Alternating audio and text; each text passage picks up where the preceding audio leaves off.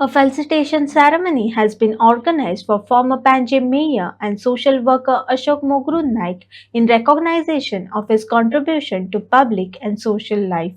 The organizers said Naik, who recently turned 80, has remained active in social, political, and cultural field for decades. The event will be held on May 31st at Minij's Braganza Hall in Panjim, where Union Minister Sripad Naik is expected to felicitate him.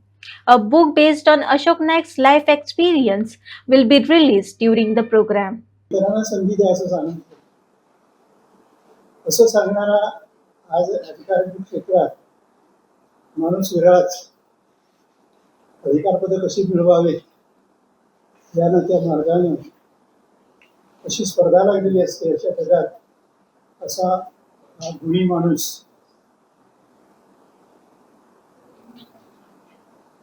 त्यांनी 2 एप्रिलला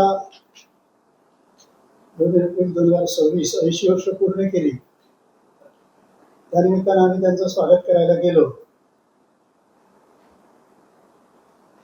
आणि त्यांच्या मनात होतं की आपल्याला काहीतरी लिहायचं आहे, आपले अनुभव म्हणा किंवा हे अशी त्यांनी इच्छा व्यक्त केली. परंतु लिहिणं आपल्याला शक्य नाही. मग म्हटलं तुम्ही सांगा मी लिहितो. म्हणून त्यांचं आत्मचरित्र आज आणले का त्यांनी कॉपी दिलेत का नाही दिल्या खरं मी तयार झालेला नाही. आज तुम्हाला द्यायचा विचार होता. द्यायचा असा नाही आधी असा करता दिला नव्हता की तुम्ही पत्रकारांनी काहीतरी त्या दिवशी लिहावं त्या 31 एप्रिलला येईल असं काहीतरी लिहावं असं विचार केला. असो त्या दिवशी तुम्हाला सर्वांना कॉपी मिळेलच. पण सांगायचा मुद्दा असा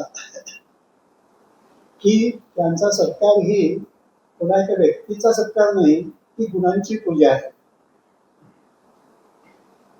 हे सगळं तुम्हाला त्या पुस्तकात सगळं पाहायला मिळेलच. तेव्हा त्या पुस्तकाचं प्रकाशन होणार आहे. त्यांचा सत्कार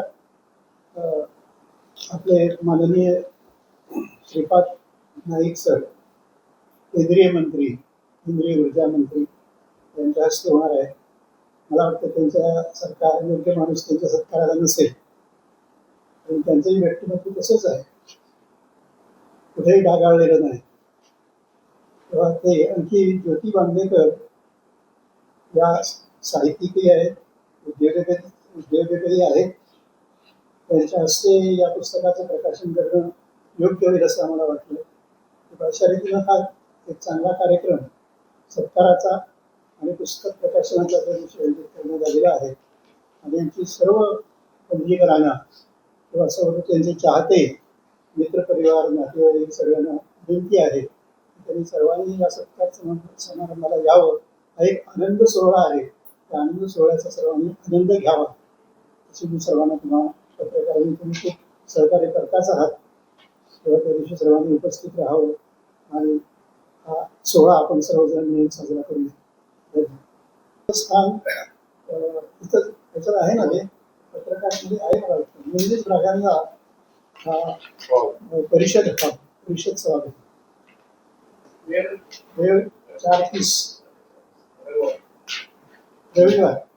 रविवार 4:30 ची वेळ आहे. पहिले महापौर चांगलं भेटलं तरी खूप वेळ लागलेला त्यांचा सत्कार आयोजित काय कुठल्याही गोष्टीला वेळ ही यावी लागते. आता गेली 14-15 वर्ष आम्ही सतत मराठी करता काम करतो. अशोक नाईक माझ्याबरोबर माझ्या उजव्या हातासारखे आहेत. सतत कुठेही असो आणि केव्हाही असो त्यांनी बोलवलं की ते येतातच. इतकी निष्ठा त्यांची. अगदी आम्ही दिल्लीला सुद्धा गेलो त्यावेळी दिल्लीला सुद्धा ते आमच्याबरोबर स्वखर्चानं आम्ही सगळे गेलो ते स्वखर्चानं गेलो. असं काही त्यांचं खरं म्हणजे त्यांचा सत्कार आधी व्हायला पाहिजे होता. परंतु ते राजकारणापासून दूर गेले. तिथे ती सुद्धा तत्वामुळेच गेले. म्हणजे ज्या पर्रीकरांनी ते भाजपनच म्हणूया, भाजप आणि पर्रीकर यांनी ती जी भाभासमची चळवळ झाली म्हणजे इंग्रजी संविधान बंद करायचं विभक्त कोकणी मराठी शाळांनी द्यायचे ही जी चळवळ झाली त्यामध्ये खुद्द ते स्वतः होते. भाजप सगळा पक्ष होता, राष्ट्रीय स्वयंसेवक संघ होता, पर्रिकर होते. तसंच आमची मराठी राजभाषा परिषदेतर्फे त्याच वेळी समकालीन अशी मराठी राजभाषेकरता पण चळवळ चालू होती आणि आम्ही अनेक वेळा पर्रिकरांना भेटत होतो. मी आमच्या अशोक नाईकांच्या शिष्टमंडळामध्ये असायचीच. हे केव्हा निवडून येईपर्यंत 2012च्या पूर्वीची गोष्ट आहे.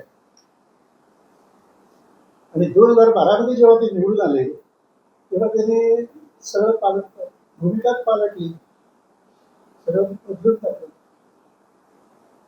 मराठी राजभाषा होईल हा एवढा विश्वास त्यांनी यांच्याकडे तयार केला होता की ते मी करणारच असं आम्हाला ते सांगत होते. ढवळीकर घाबरू नका, मी मराठी राजभाषा करणार आहे असं सांगणारे ग्रस्त नंतर बऱ्याच बदलले. अशोक नाईकांना ते पटलं नाही, त्यांनी राजीनामा देऊन टाकला भाजपचा. त्यांचं चरित्र पण गेला. हो, त्या संदर्भात तर याच गोष्टी आहेत. आता पहिले बघा ते त्यांचं शिक्षण फक्त 9वी पर्यंत झालं आणि 10वी मध्ये गेल्यानंतर म्हणजे घरची परिस्थिती अतिशय पूर्वीच्या लोकांची जशी असत होती तशी म्हणजे जीवन कष्टमय होतं. घरात 5 भाऊ आणि 4 बहिणी, कमावते एकटेच आणि तेही त्यांच्या लहानपणीच गेले. वडील लहानपणीच राहिले, काहीतरी त्यावेळेला 1-2 वर्षाचे वडील होते अशोक नाईक. आणि मोठा भाऊ 18 वर्षांचा आणि त्याच्यावर सगळी जबाबदारी पडली.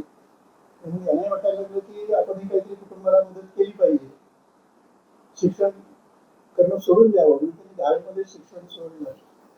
परंतु एक गंमत होती की अतिशय महत्वाकांक्षी होते. वडील त्यांचे धाडसी होते. हे आता सगळं सांगत असत नाही, तुम्ही पुस्तकात ते वाचा. आपण काहीतरी धाडस करावं असं त्यांच्या मनात सतत होतं.